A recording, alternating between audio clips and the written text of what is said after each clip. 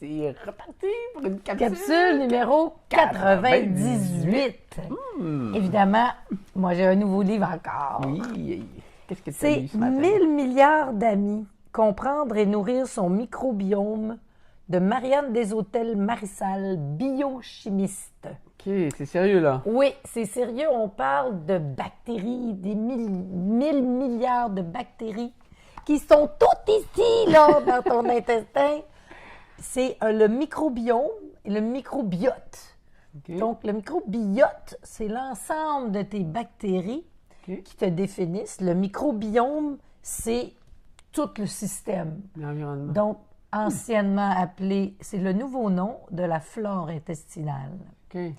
qui n'aurait jamais dû s'appeler la flore. C'est sûr que c'est bien beau, mais ça n'a rien à voir avec les belles petites marguerites dehors. C'est plutôt une faune et ça bouge là-dedans. OK. Et là, les recherches sont incroyables à ce sujet, puisqu'on va arriver à se définir par notre microbiome plus qu'avec notre ADN.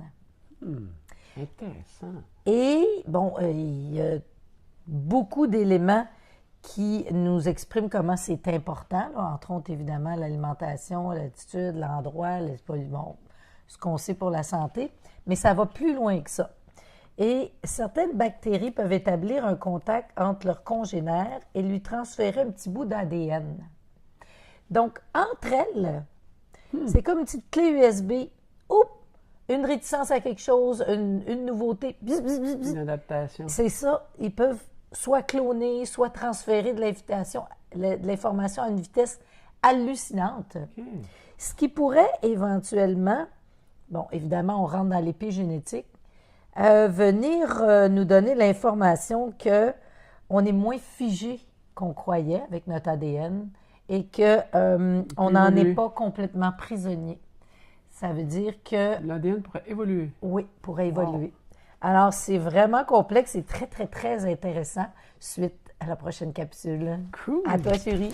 Ben, moi, je suis totalement ailleurs. Moi, je suis dans l'art du déplacement. Ben, tu bouges aussi. Hein, Oui, finalement. c'est ça. Alors, c'est un magnifique petit livre qui a été écrit par Vincent Thibault, qui est un Québécois, qui s'est vraiment impliqué dans le déploiement, on dirait, au Québec, de l'art du déplacement, qui est pratiqué, ce qui est appelé des fois aussi le parcours, ou le free running. Fait que ce matin, ce que j'ai vu, c'est une façon de redéfinir la liberté. Donc, ce n'est pas de lâcher la barre, laisser les voiles flotter au vent et le bateau partir à la dérive, mais barrer en mettant le cap vers la destination choisie. Ça, c'est un petit poème, mais ça exprime toute l'importance de l'effort, de l'énergie qu'il faut mettre pour arriver à l'objectif. Fait que Pour être libre. Pour être libre. Parce qu'il dit, la liberté, si on voulait faire juste ce qu'on veut, de vouloir impérativement assouvir tous nos désirs, faisant fi d'autrui, du contexte social et de l'environnement, est un comportement infantile, précisément à l'opposé de la liberté. La liberté véritable est avant tout un état intérieur. Donc, c'est des valeurs que le parcours véhicule.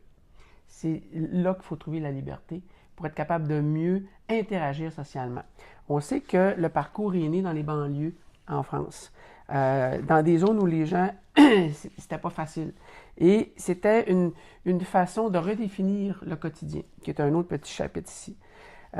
C'était une façon de mieux interagir entre les groupes, diminuer la violence au niveau des gangs. Et la banlieue de Paris offrait beaucoup de possibilités d'interagir avec le milieu urbain. On voit que c'est beaucoup lié au milieu urbain, l'art du déplacement. Alors, écoute, c'est ça. Ben, c'est là-dedans que je suis. Il y a... Ça devient une philosophie. C'est une philosophie qui emprunte beaucoup de traits aux arts martiaux. On parle de guerriers, dans le bon sens du terme, des gens avec honneur. On parle de la chevalerie. Et en cours, ça, c'est né avec les Yamakasi. On a eu des films là-dessus déjà. Mais c'était pas juste de sauter des murets puis de faire des culbutes. C'était de maîtriser le corps, puis de se préparer, de s'entraîner, le corps et l'esprit. Donc, l'art du déplacement fait le pont entre ces deux éléments-là, entre le corps et l'esprit. Très, très, très intéressant. Donc, à suivre l'art du déplacement. Alors, Super. voilà. Alors, Hey, passez une excellente journée. à demain! À demain.